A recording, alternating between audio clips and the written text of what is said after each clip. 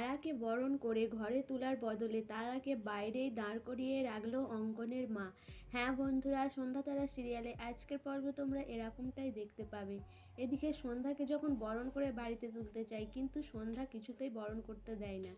যদিও সন্ধ্যা বরণ করতে দেয়, কিন্তু সে আর কোনো স্ত্রী আচার পালন করতে চায় না।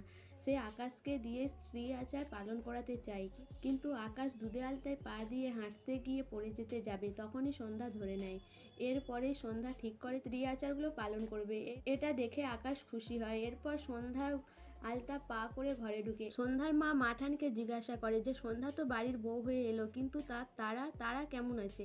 তারার নামটা শুনে সন্ধ্যা দাঁড়িয়ে যায়। সন্ধ্যা জিজ্ঞাসা করে যে তারা কে, কিন্তু কেউ কোনো উত্তর দেয় না। এরপরই সন্ধ্যা রেগে যায় যে তারার কথা জিজ্ঞাসা করতে কেউ উত্তর দিচ্ছে না কেন। তাহলে কি তারাই তাকে মেরে এই অবস্থা করেছে? তারাকে আড়াল করার জন্যই কি সবাই চুপ রয়েছে? কিন্তু কেউ কোনো উত্তর দেয় না। এরপরে সন্ধ্যা ঠিক করে যে আমার কোনো কথার উত্তর না দিলে আমি এখান থেকে চলে যাব। মাঠান বলে যে তারা কেউ না, তারাকে আমরা চিনি না, আমরা এমনি বলছিলাম। কিন্তু সন্ধ্যা কথা মানতে চায় না।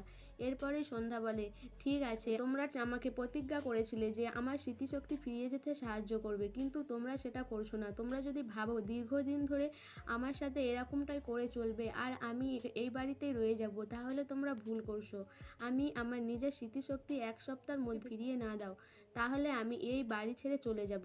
এই কথাটা শুনে আকাশের মা অবাক হয়ে যায়। তারাকে যখন বাড়ি নিয়ে যায় অঙ্কন তার মাকে ডাকতে থাকে। অঙ্কনের মা ছুটে বেরিয়ে এসে বলে তুই যেই কাজে গিয়েছিলি সেই কাজটা সফল হয়েছে তো? অঙ্কন জানায় যে হ্যাঁ, তার সব কাজ সফল হয়েছে। অঙ্কনের মা বলে আর রাইস মিলের দলিল, সেটা পেয়েছিস? অঙ্কন দেখায় যে হ্যাঁ, সেটা সে সঙ্গে করেই এনেছে। এই কথাটা শুনে তারা ভাবে যে আমাকে বরণ না করে আগে এদের রাইস মিলের দলিল পেয়েছে কিনা সেটা নিয়ে আলোচনা করছে। এরপরে অঙ্কন বলে মা, তুমি ঘরের লক্ষ্মীকে বরণ করে ঘরে তুলবে না? অঙ্কনের মা বলে হ্যাঁ, আমি তো বরণডালা সাজিয়েই রেখেছি। এরপর বরণডালা এনে অঙ্কনের মা ওই রাইস মিলের দলিলটাকে বরণ করে ঘরে তুলে। তারাকে আর ঘরের ভিতরে আসতে বলে না, তারা ওখানেই দাঁড়িয়ে থাকে। অঙ্কন ঘরের ভিতরে যাওয়ার পরে অঙ্কনের মা সেই দলিলটা নিয়ে খুব খুশি হয়। তারপরে অঙ্কন বলে মা, আমি যে তোমার লক্ষ্মী বাড়িতে আনলাম, আমাকে মিষ্টিমুখ করাবে না? পরেই অঙ্কনের মা অঙ্কনকে মিষ্টি খাইয়ে দেয়।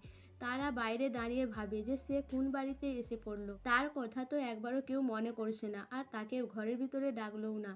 আর বরণ তো করা তো দূরের ছাই, সে কি করবে? সে কি এখানে দাঁড়িয়ে থাকবে না ঘরে ঢুকবে? এই কথা ভেবে তারা ওখানেই দাঁড়িয়ে থাকে। সো বন্ধুরা, অঙ্কনের মা কি এই দলিলটা পাওয়ার পর এবার তারার সাথে মানসিক আর শারীরিক অত্যাচার করা শুরু করবে? না, প্রধান মশাইয়ের কথা মতো তারার সন্তান জন্য তারাকে ভালো করে যত্ন করে এই বাড়িতে রেখে দিবে? তোমাদের কি মনে হয়? অবশ্যই আমাকে কমেন্ট করে জানাবে। আর আমার ভিডিওটা ভালো লাগলে প্লিজ সাবস্ক্রাইব করে দিও, আর লাইক কমেন্ট শেয়ার করো।